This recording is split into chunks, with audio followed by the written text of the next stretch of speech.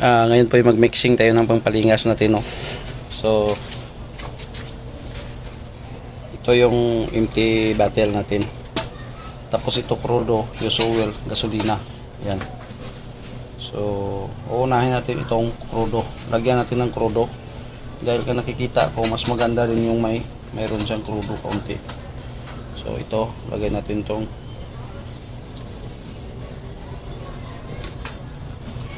madumi na yung crudo kasi pinahugasan na natin ito. Tapos lagyan natin ng use oil. So isang ganito din. Yan. So use oil.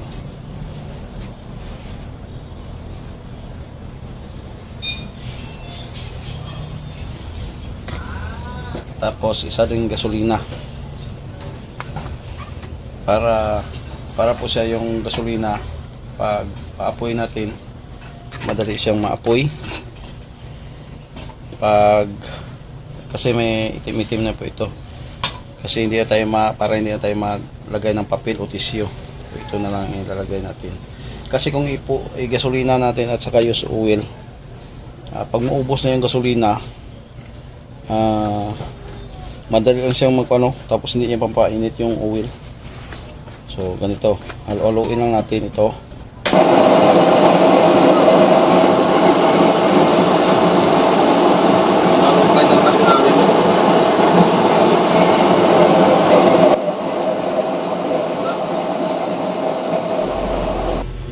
Magandang araw po.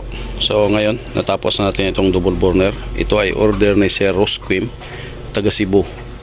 So dalawa po yung order ni Sir. Ito yung labas-pasok, design niya 6.5. So dito muna tayo sa double burner. So yung butas natin dito sa kanyang nozzle burner ay ito yung original natin, 8, 4, 16, 24. Dito naman convert na naman tayo ng 8, 4, 16, 24. So yan, semi kung itong isa, katamtaman lang yung apoy niya at less carbon. Hindi siya madaling mag carbon kung nakalibel dito yung kanyang oil dito. Yan. Ito naman, kung nakalibel lang naman ang oil dito, hindi man siya magka-carbon, pero malakas ito, ibubugaya talaga yung apoy sa taas dahil nagyan natin dito. Okay, titispay natin dito ngayon para makita ni Sir Rosquim yung kanyang order, kung ano yung apoy niya.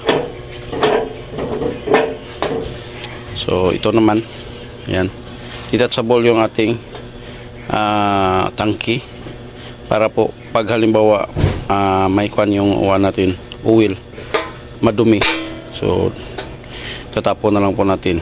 Ito ay labas-pasok design. Yan. Tapos iniba natin yung kanyang kulay, black ang sa bahayan niya, at ang kanyang butas nito ay yan, 8, 4, saka 16, 24. Yan. 1 and 1/4 ito yung kanyang nozzle burner. So ito, ready to tisper na po ito. Titisper natin para makita ng may-ari. So dalawa po yung order ni Sir Rosquim. Ito na po yung order ni Sir. Ititisper natin, Sir, para sigurado tayo kung wala nang problema. Yan. So primer gray ito. Yan, primer gray din yan. Okay, titispayan natin to. Kaganda ng dalawa. Ngayon po ay mag-mixing tayo ng pampalingas natin, no? So ito yung empty bottle natin, tapos ito crudo, use oil, gasolina. Yan. So So, uunahin natin itong krudo. Lagyan natin ng krudo. Dahil ka nakikita ko, mas maganda rin yung mayroon siyang krudo kaunti. So, ito, lagay natin itong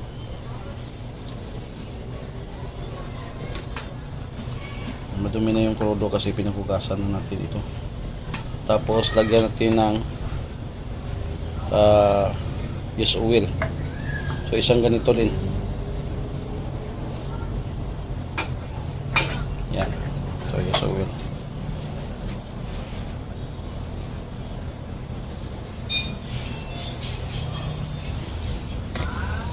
Tapos, isa din gasolina. Para po siya yung gasolina, pag paapoy natin, madali siyang maapoy. Kasi may itim-itim na po ito. Kasi para hindi na tayo maglagay ng papel o tissue. So, ito na lang ilalagay natin. Kasi kung gasolina natin at saka use oil, pag maubos na yung gasolina, madali lang siyang tapos hindi niya pampainit yung oil. So ganito, halo-haloin lang natin ito, mix natin.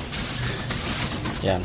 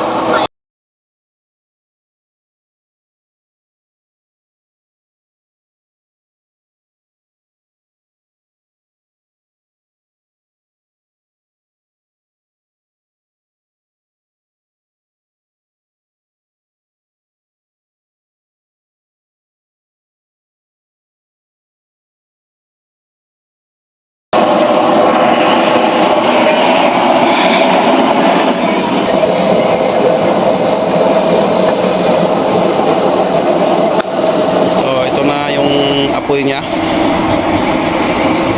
Yan.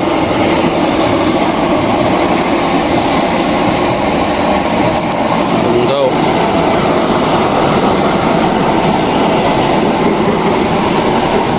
Init. Init na pala. Lakas oh. Lakas yung original natin na apoy ba.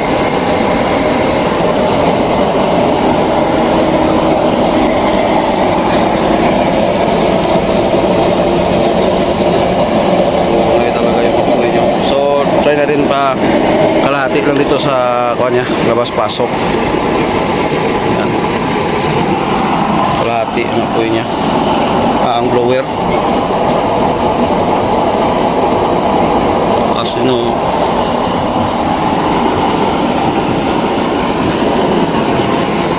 Ayan, kumulok no. Grabe kalakas tong original natin.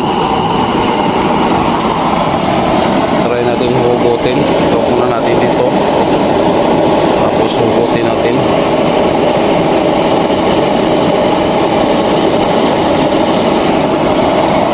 Yan. Nalukay talaga sa lalim mo.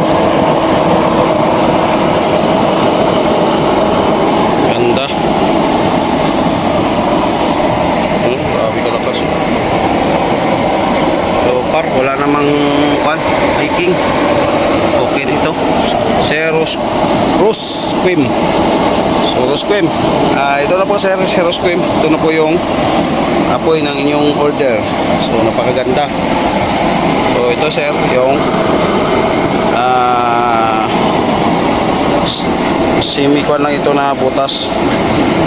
Pang katamtaman. Ito pang malakasan. Saya dinalawa ko. Ayan. Okay. Ayos. So, okay na siya po. Sir, test na po natin sir. Maganda po yung apoy niya sir. Okay. Pwede natin ito ipadala sa inyo para po natin. Papakita ko po sa inyo, tapos kung okay na sa inyo, papadala na po natin at padala na natin yung balance para may padala tayo sa shipping. So, thank you. So, bago pa dito sa ating channel, please subscribe at i-click yung notification bell para updated kayo palagi sa ating mga bagong mga video. Thank you.